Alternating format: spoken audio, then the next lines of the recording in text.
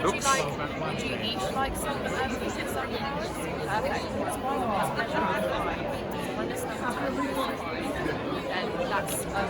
So talk about what this is, Tom. So this is the THURN group underwater hydrophone, which is recording the sounds of the bugs in this pond.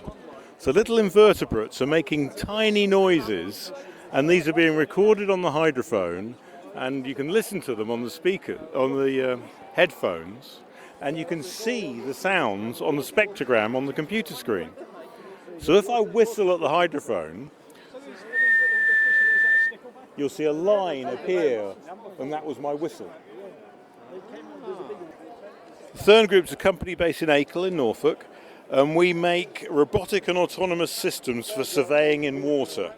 And part of that, we develop sonar systems, and sonar systems have to have a listening end. We send out a ping of sound, see how deep the water is, and listen to that sound coming back. Well, this here, hydrophone, is just the listening end of one of those sonar systems, and in this case, we're using it to listen to the sounds that are naturally occurring in the water.